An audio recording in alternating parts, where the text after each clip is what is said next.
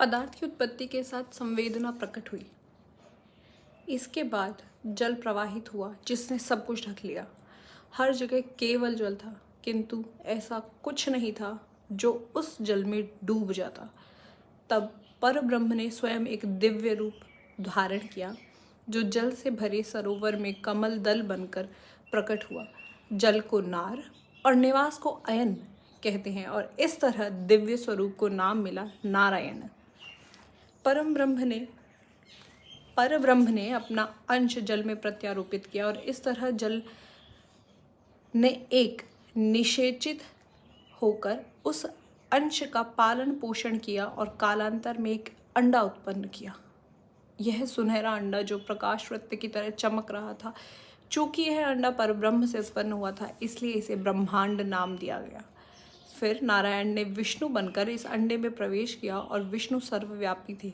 वे संरक्षक कहलाए और उन्हें सत्व गुण का अधिष्ठाता माना गया।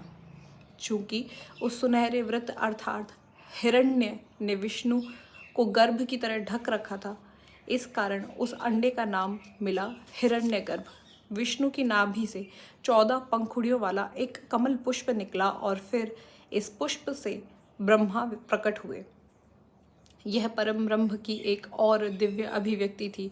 ब्रह्मा सृष्टि के रचयिता थे, उन्हें रजोगुण का अधिष्ठाता माना गया। सृष्टि के इस जनक के हाथ में एक कमंडल था और दूसरे में माला थी। इस प्रकार नाभि से निकले और कमल से उत्पन्न होने के कारण ब्रह्मा को पद्म योनि और नाभिज जैसे अन्य नाम मिले। सीप में मोती जिस तरह पलता है, उसी तरह हिरण्यगर्भ के भीतर 1 वर्ष रहने के बाद ब्रह्मा ने उस सुनहरे अंडे को 2 भागों में विभाजित कर दिया। उसका ऊपर का आधा भाग स्वर्ग कहलाया और निचले आधे भाग से पृथ्वी बनी। दोनों के बीच आकाश व्याप्त था। ब्रह्मा ने सृष्टि के चक्र का आरंभ कर दिया था और वे जानते थे कि इसका अंत कैसा होगा।